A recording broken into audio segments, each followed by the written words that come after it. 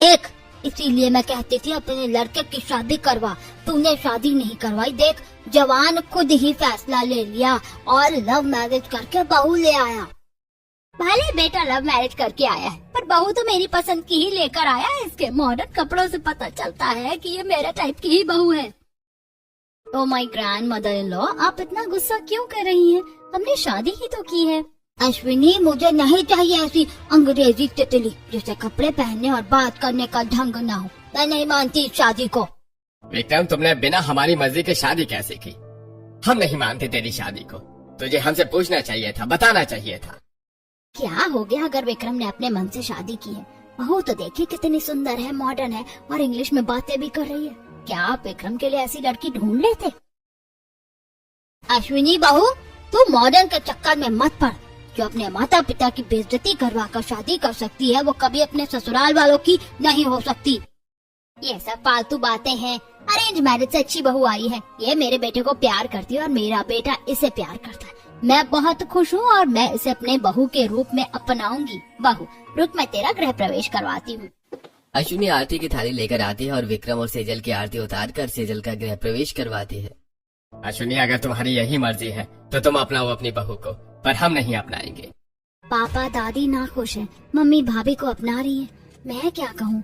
अगर भाभी से बात करती हूँ तो पापा और दादी गुस्सा हो जाएंगे और अगर उनका साथ दूँ तो मम्मी नाराज हो जाएंगी। इससे अच्छा मैं अपने कमरे में चली जाती हूँ। प्रीति अपने कमरे की तरफ चली जाती है। हेमंत और अश्विनी भी मुंह बनाकर अपने कमरे में चले जाते हैं। बहू तू बहुत अच्छी, बिल्कुल मेरी तरह है। तुझे इन लोगों की बात सुनने की कोई जरूरत नहीं। विक्रम, बहू को कमरे में लेकर जा और आराम कर।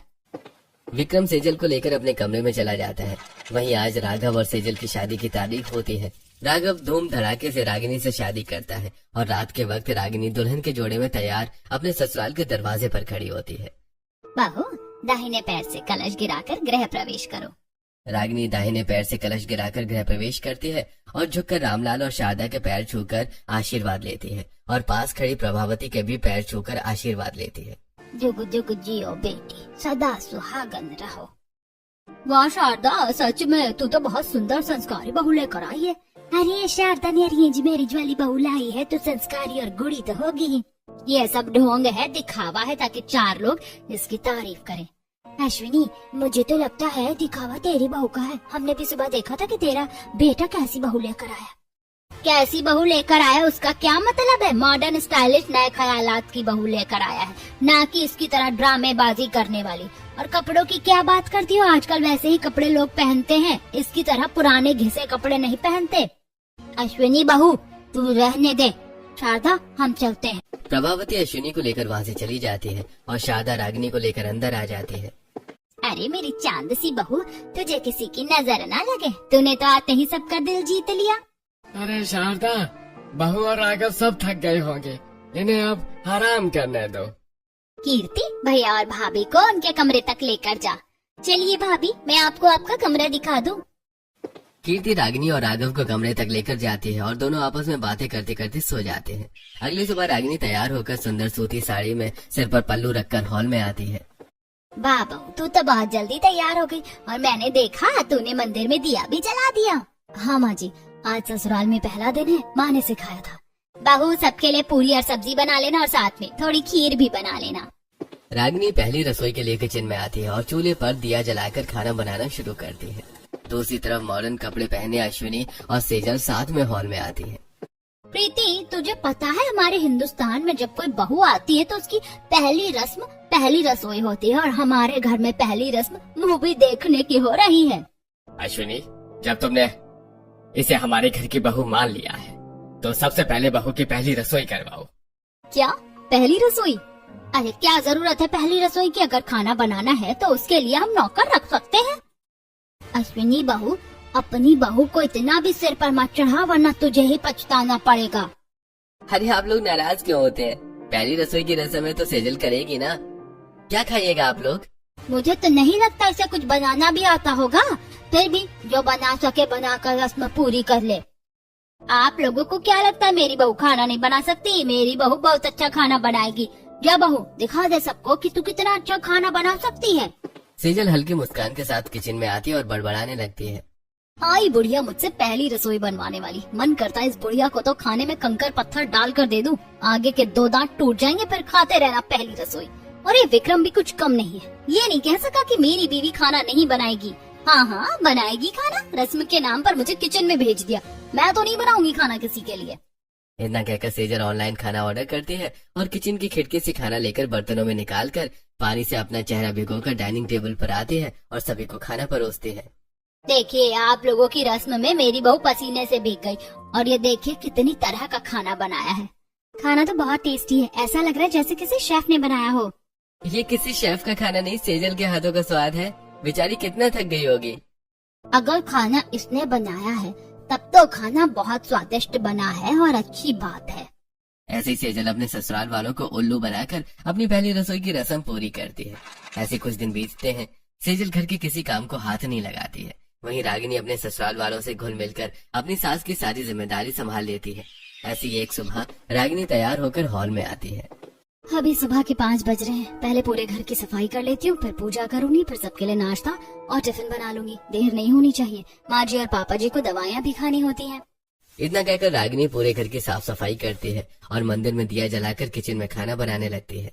प्रीति को सुबह मीठा पसंद है, उसके लिए गुलाब जामुन बना देती हूँ और सबके लिए गरम रोटी और आलू की सब्जी बना देती हूँ। दूसरी तरफ सेजल अपने कमरे में सो रही होती है और घर का खाना नौकर से बनवाया जाता है। मम्मी भाभी कहाँ है? सेजल अभी अपने कमरे में सो रही है। ये क्या बात हुई, 8 बज रहे हैं और अभी तक तेरी बहू सो रही है। हम सब तैयार होकर नाश्ते के लिए बैठे हैं। तो क्या हो गया, सो रही है तो सोने दीजिए, आप लोगों का खाना बन गया है ना, आप लोग खाइए। दूसरी तरफ रागिनी अपने हाथों से सभी को डाइनिंग टेबल पर खाना परोसती है। साथ ही रामलाल और शारदा को उनकी दवाइयाँ और राघव कीर्ति को उनका लंच बॉक्स देती है। पापा जी माँ जी, ये आपकी सुबह की दवाई, अभी खा लीजिए वरना भूल जाएंगे। और ये आप दोनों के लंच बॉक्स, दोपहर में समय से खाना खा लीजिएगा। बहू जब से तू आई है तूने मेरी सारी जिम्मेदारी संभाल ली है, वरना मैं तो खाना बनाने में ही थक कर चूर हो जाती थी और अक्सर अपनी और तेरे पापा जी की दवाइयाँ समय पर लेना भी भूल जाती थी। ऐसे कुछ दिन बीतते हैं।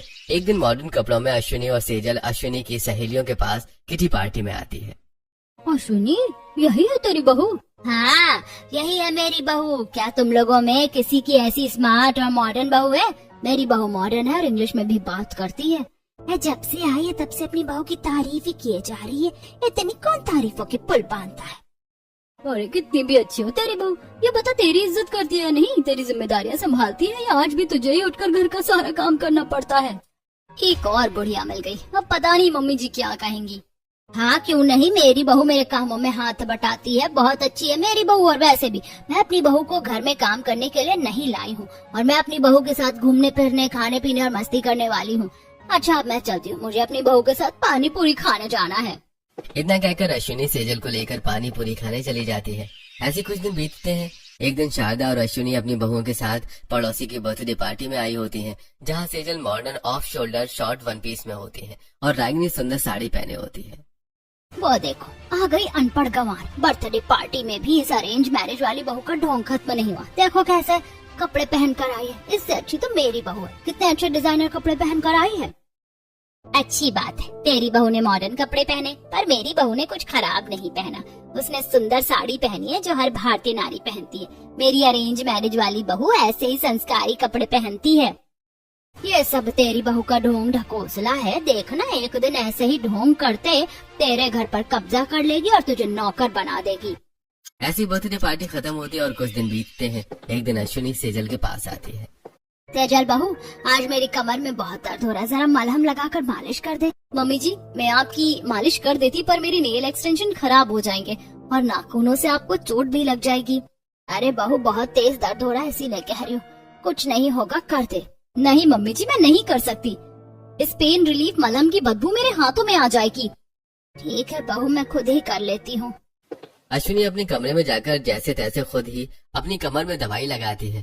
कुछ दिन बीतते हैं। एक दिन अश्विनी सब्जी मंडी में आती है, जहाँ शारदा और रागिनी साथ में सब्जियां खरीद रही होती हैं। बहू मेरी आंखों के सामने अंधेरा हो रहा है। क्या? माँ जी बैठिए बैठिए, यहाँ बैठिए। रागिनी शारदा को पास की कुर्सी पर बिठाती है और उसके लिए ठंडा नींबू पानी लेकर आती है। बहू तो पूरे पसीने से भर गई है। कुछ नहीं हुआ मुझे, मैं ठीक हूँ, बस धूप की वजह से आंखों के सामने कालापन आ गया था। मम्मी जी आज से आप बाजार नहीं आएंगी, बहुत तेज धूप हो रही है, कहीं आपकी तबीयत खराब हो गई तब। अच्छा ठीक है, नहीं आऊंगी, अब घर चल, मेरी तबीयत ठीक है। नहीं रुकिए, मैं रिक्शा करती हूँ, आप रिक्शा से घर जाइए, मैं पीछे पीछे आ रही हूँ। नहीं नहीं, इसकी जरूरत नहीं है। कैसे जरूरत नहीं है? आप पैदल घर नहीं जाएंगी, रुकिए मैं अभी रिक्शा करती हूँ। रागिनी शारदा को रिक्शा में बिठाकर घर भेजती है और खुद पैदल घर पहुंचती है। घर आकर रागिनी शारदा को ग्लूकॉन डी पानी देती है। वहीं पड़ोसन ने बालकनी में खड़ी होकर ये सब देख रही होती है। अरेंज मैरिज वाली बहू अपनी सास का कितना ख्याल रखती है, खुद पैदल आई है पर अपनी सास को रिक्शा में भेजा। ऐसे कुछ दिन बीतते हैं। एक दिन शाम के वक्त अश्विनी हॉल की साफ सफाई कर रही होती है। विक्रम के आने का वक्त हो गया है, विक्रम के सामने नंबर बढ़ाने पड़ेंगे। अरे मम्मी जी, ये काम आप क्यों कर रही हैं? लाइए मैं करती हूँ। मेरी प्यारी बहू मेरी कितनी मदद करती है। सेजल अश्विनी से कपड़ा लेकर खुद साफ सफाई करने लगती है। तभी विक्रम घर आता है। उफ, आ गए तुम? हाँ आ गया, पर तुम इतनी थकी हुई क्यों लग रही हो? नहीं नहीं, मैं कहाँ थकी हूँ, बस घर का छोटा मोटा काम कर रही थी। तुम जाओ कमरे में, नहा कर आराम करो। विक्रम सेजल को देखते हुए कमरे में चला जाता है। ऐसे कुछ दिन बीतते हैं। एक रविवार किचन में अश्विनी मूंग दाल का हलवा बना रही होती है। सेजल आती है। आ बहू देख, मैंने विक्रम की पसंद का मूंग दाल का हलवा बनाया है। उसे मेरे हाथ का हलवा बहुत पसंद है, मैं उसे देकर आती हूँ। मम्मी जी, आपने इतनी मेहनत से हलवा बनाया है, अब सीढ़ियाँ चढ़कर ऊपर तक जाएंगी, मैं दे आती हूँ, आप आराम कीजिए। सेजल अश्विनी से हलवा लेकर पसीना पोंछते हुए कमरे में आती है और विक्रम को हलवा देती है। सेजल, तुमने मेरा फेवरेट मूंग दाल का हलवा बनाया है। हाँ, आज तुम्हारी छुट्टी थी तो सोचा तुम्हारे लिए कुछ खास बना दूं। वैसे भी तुम घर वालों के लिए कितना कुछ करते हो। मुझे लगा था मम्मी बनाएंगी, पर तुमने बनाया। मुझे पता है तुम्हें मम्मी जी के हाथ का हलवा पसंद है। मैंने उनसे रेसिपी पूछा भी, पर उन्होंने नहीं बताया, तो मैंने खुद सीख कर बना लिया। मम्मी ने ऐसा किया? रुको मैं उनसे बात करता हूँ। नहीं नहीं, रहने दो, उन्हें लगेगा मैं शिकायत कर रही हूँ। तुम उनसे कुछ मत कहना, तुम्हें मेरी कसम। हाँ ठीक है, मैं कुछ नहीं कहूँगा, तुम बहुत अच्छी हो सेजल। ऐसे कुछ दिन बीतते हैं। सेजल विक्रम के घर आने के समय घर का कोई न कोई काम करने लगती है और विक्रम के मन में अश्विनी के खिलाफ बातें भरती रहती है।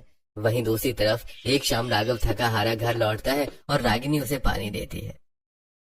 थैंक यू रागिनी, मुझे बहुत तेज प्यास लगी थी। अच्छा बताओ, रात में तुम खाने में क्या खाओगे? अरे नहीं नहीं रागिनी, मेरी तरह तुम भी तो थकी हुई हो, और वैसे भी रोज तुम मेरी पसंद का कुछ न कुछ बनाती हो। आज रोटी दाल बना लो। नहीं नहीं, तुम मुझे बताओ तुम क्या खाओगे, मैं वही बनाऊंगी। भैया बता दीजिए, हमने भी भाभी को मना किया था, पर भाभी हमारी बात सुनती कहाँ है। अच्छा, तो तुम बैगन का भरता बना लो। रागिनी किचन में आती है और राघव के लिए बैगन का भरता और घर वालों के लिए उनकी पसंद का खाना बनाने लगती है।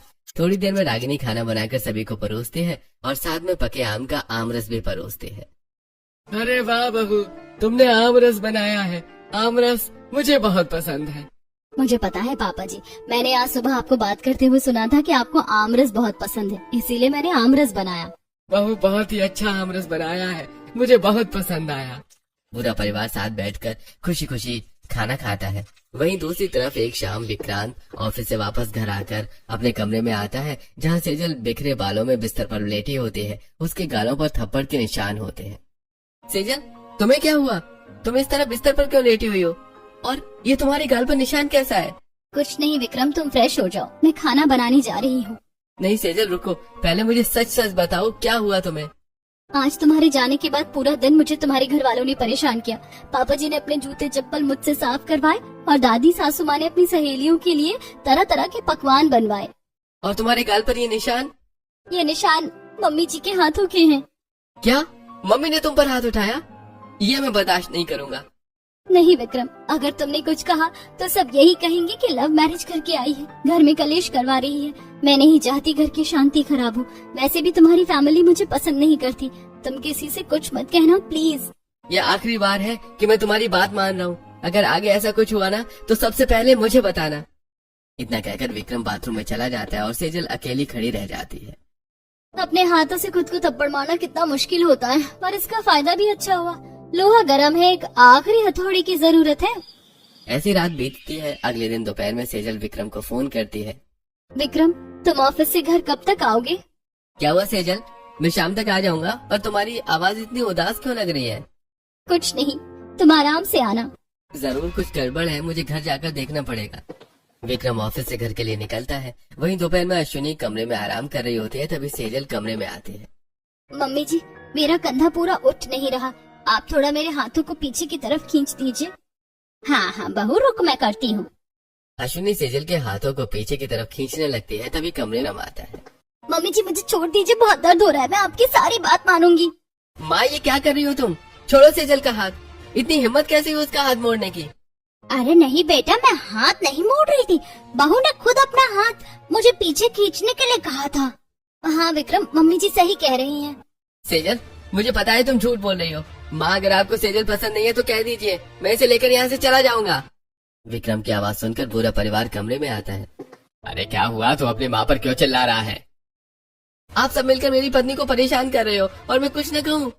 और कौन तेरी बीवी को परेशान कर रहा है? खुद अपनी पसंद की बहू लाया है और अब हम पर इल्जाम लगा रहा है। यही तो दिक्कत है, आप लोग मेरी बीवी को पसंद नहीं करते, इसलिए उसे परेशान करते हैं। देख ले अश्विनी, इसी की तरफदारी करती थी ना तू। विक्रम अभी बहुत गुस्से में है, अगर मैंने सफाई दी तो मामला बिगड़ जाएगा। बेटा मुझे माफ कर दे, मुझसे गलती हो गई, आगे से ऐसा कुछ नहीं होगा। अश्विनी बहू, तू बहुत पछताएगी, अभी भी अपनी बहू के मुंह में गलत फैसले ले रही है। दादी, जब सेजल इस घर में आई थी तब सिर्फ मम्मी खुश थी, आज मम्मी भी सेजल के साथ ऐसा कर रही है, इसका मतलब आपने ही मम्मी को भड़काया है। ओह, तो तुझे ऐसा लगता है? तो ऐसा करती हूँ, मैं अपने गांव चली जाती हूँ। वैसे भी रोज शाम तेरी बीवी का ड्रामा देखकर मुझे डर लगने लगा है। नहीं माँ, तुम क्यों जाओगी? जिसे दिक्कत है वो ही घर छोड़ कर जाएगा। ये घर मेरे पैसों से चलता है और दादी सही कह रही है। आप लोगों का शहर में क्या काम है? मैं यहाँ नौकरी करता हूँ, आप लोग तो मुफ्त की रोटियां तोड़ते हैं। गांव चले जाइए, आपके पैसे मैं भिजवा दिया करूँगा। अपने पैसे का घमंड अपने बाप को मत दिखा, छोटे से बड़ा तो मेरे टुकड़े पर पलकर हुआ है। ये सुनते ही विक्रम सेजल का हाथ पकड़कर कमरे से बाहर निकल जाता है। मम्मी, जब आपने भाभी के साथ ऐसा कुछ नहीं किया था तो आपने सच क्यों नहीं कहा? अगर मैं कुछ कहती तो घर में झगड़े और बढ़ जाते, इसीलिए मैंने कुछ नहीं कहा। ठीक है अश्विनी, चलो हम गांव जाकर रहेंगे। इन कंधों में अभी भी इतनी ताकत है कि अपने परिवार का खर्चा चला सकूं। किसी जोरू के गुलाम से मुझे पैसे की जरूरत नहीं है। मैं कहीं नहीं जा रही हूँ, मैं अपने बहू और बेटों के साथ ही रहूंगी। ठीक है, तो रह अपनी बहू और बेटे के साथ, मैं तो नहीं रहूंगी। अगले ही दिन प्रभावती और प्रीति गांव के लिए रवाना हो जाते हैं और अश्विनी अपनी जिद पर अपने बहू और बेटों के साथ ही रहती है और हेमंत को भी रुकना पड़ता है। वहीं दूसरी तरफ रागिनी के व्यवहार से खुश बुआ सास अपनी बहू के बेटों को गर्मियों की छुट्टी में रागिनी के पास भेजती है। बहू, तेरा व्यवहार इतना अच्छा है कि अब लोग छुट्टियां मनाने अपने बच्चों को हमारे घर भेज रहे, वरना आजकल कौन अपने बच्चों को किसी के घर भेजता है। माँ जी, आप तो बेकार में मेरी तारीफ करती रहती हैं। बुआ सास ने आपकी वजह से बच्चों को भेजा है, ना कि मेरी वजह से। नहीं बहू, सभी जानते हैं कि तू घर और अपने पति का कितना ध्यान रख रही है। अच्छा अच्छा ठीक है, अब मैं बच्चों को खाना देकर आती हूँ। इतना कहकर रागिनी खाना लेकर बच्चों के कमरे में आती है जहाँ बच्चे पढ़ाई कर रहे होते हैं। हम छुट्टियों में इंग्लिश की बुक्स तो लेकर आए हैं, पर हम तो कुछ नहीं पढ़ रहे हैं। अगर पढ़ाई नहीं की तो एग्जाम में फेल हो जाएंगे। क्या पढ़ रहे हो बच्चों? तुम्हें किस चीज में परेशानी हो रही है? आंटी, इंग्लिश बहुत कमजोर है, उसी की बात कर रहे थे। बच्चों, इंग्लिश बहुत आसान है, बस सही तरीके से पढ़ना होता है। मैं तुम्हें पढ़ाती हूँ। इतना कहकर रागिनी बच्चों को खाना खिलाते हुए पढ़ाने लगती है और थोड़ी देर बाद शारदा कमरे में आती है। वाह आंटी, इतने अच्छे से हमें इंग्लिश ग्रामर किसी ने नहीं समझाई। हाँ आंटी, हमें एक बार में ही ग्रामर समझ में आ गया। बहू, तुझे इतनी अच्छी इंग्लिश आती है कि तूने बच्चे को सिखा दिया। हाँ मम्मी जी, मैं भी बहुत मन लगाकर पढ़ा करती थी, पर शादी के बाद मेरी पढ़ाई छूट गई और मैं अपनी पढ़ाई पूरी नहीं कर पाई। बहू, तू क्या बनना चाहती थी? मम्मी जी, मैं लॉयर की पढ़ाई कर रही थी। बहू, हमने तो कभी पूछा ही नहीं था, पर अब तू घर का काम करे या ना करे, अपनी पढ़ाई जरूर करेगी और इस बार तुझे मेरी बात माननी पड़ेगी। शारदा रागिनी का कॉलेज में एडमिशन करवाती है और रागिनी अपनी पढ़ाई दोबारा शुरू करती है। ऐसे ही एक दिन किचन में काम करते हुए रागिनी अपनी पढ़ाई कर रही होती है। भाभी, आप पढ़ते पढ़ते काम करिए, आप आराम से पढ़ लीजिए, काम मैं कर लूंगी। नहीं नहीं, मैं अपनी पढ़ाई भी कर लूंगी और घर के काम भी कर लूंगी। ऐसे कुछ दिन बीतते हैं, रागिनी घर के काम और अपनी पढ़ाई दोनों संभालती है। वहीं दूसरी तरफ अश्विनी कमरे में आती है। बहू, आज मेरी तबीयत ठीक नहीं लग रही है, मैं खाना नहीं बना पाऊंगी, आज खाना तू बना दे। क्यों, मैं आपकी नौकरानी हूँ कि मैं खाना बनाऊँ? जाकर खुद खाना बनाइए और हाँ, मेरे कपड़े बाथरूम में रखे, पहले उन्हें धो दीजिएगा, मैं डिटर्जेंट पाउडर को हाथ नहीं लगाती। अश्विनी बाथरूम में जाती है और सेजल और घर के सभी गंदे कपड़े धोकर छत पर सुखाने के लिए लेकर जाती है। बहू, ऐसी हरकतें क्यों कर रही है?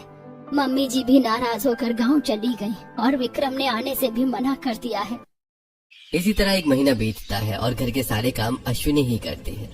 बहू, मैंने घर का सारा काम कर दिया है, पर घर में राशन खत्म हो गया है। सारा राशन मैं अकेले नहीं ला पाऊंगी, तुझे मेरे साथ चलना पड़ेगा। इस बुढ़िया की इतनी हिम्मत कैसे होती है, बार बार काम के लिए कहती रहती है। आज इसे मजा चखाती हूँ। ठीक है मम्मी जी, आप बाजार जाइए, सामान खरीदिए, मैं रिक्शा लेकर आती हूँ। अश्विनी घर से निकलती है और बाजार आकर राशन का सारा सामान थैलों में भरकर खड़ी हो जाती है। 1 घंटे से इस धूप में खड़ी हूँ, अभी तक बहू नहीं आई। अब और कितनी देर खड़ी रहूँ, घर ही चलती हूँ। तेज चिलचिलाती धूप में पसीने से लथपथ अश्विनी पैदल घर के पास आती है। तभी सेजल अश्विनी के पास आती है। मम्मी जी, आप यहाँ तक आ गई? बहू, तुम बाजार नहीं आई तो मैं राशन पैदल ही लेकर आने लगी। मम्मी जी, मेरी आंख लग गई थी, चलिए घर चलते हैं। सेजल अश्विनी के हाथ से सारा सामान लेकर अश्विनी के साथ घर के अंदर आती है, जहाँ सामने विक्रांत बैठा होता है। मम्मी जी, आपने इतनी तेज धूप में मुझसे पैदल सारा सामान घर तक क्यों मंगवाया? क्या सेजल, तुम ये सारा सामान इतनी तेज धूप में अकेले पैदल करा रही हो? माँ, तुम्हें मौका मिलते ही तुमने सेजल को परेशान करना शुरू कर दिया। अरे तो झूठे आरोप लगाकर हमें तिल तिल मार रहा है। इससे अच्छा तो हमें वृद्धाश्रम में रहने दे, कम से कम सुकून की 2 रोटी तो मिलेगी। मुझे भी यही लग रहा है, हम भी खुश हैं और आप भी खुश। विक्रम अश्विनी और हेमंत के कपड़े पैक करता है और उन्हें वृद्धाश्रम पहुंचा देता है। मम्मी पापा, आप लोग यहीं रहिए, मैं हर महीने आपके खर्चे भेजता रहूंगा। विक्रम अश्विनी और हेमंत को वृद्धाश्रम में छोड़कर घर चला जाता है। इसी तरह कुछ दिन बीतते हैं। एक रात 2 बजे विक्रम अपने कमरे में लैपटॉप पर काम कर रहा होता है। अगर मैं सुबह तक भी ये काम करता रहूं तो भी ये पूरा नहीं होगा। सेजल से मदद ले लेता हूँ, उसे ये सब आता ही है। सेजल, अरे सेजल उठो ना। सेजल, सेजल उठो। क्या है, रात को 2 बजे मुझे क्यों जगा रहे हो? सेजल, रात के 2 बज गए हैं, अभी तक मैं ऑफिस का काम खत्म नहीं कर पाया हूँ। ये बहुत जरूरी है, मेरी मदद कर दो। तुम्हारे ऑफिस के काम से ज्यादा जरूरी मेरी नींद है। अगर मेरी नींद पूरी नहीं हुई तो मेरी आंखों के नीचे डार्क सर्कल पड़ जाएंगे। तुम खुद ही ये काम करो।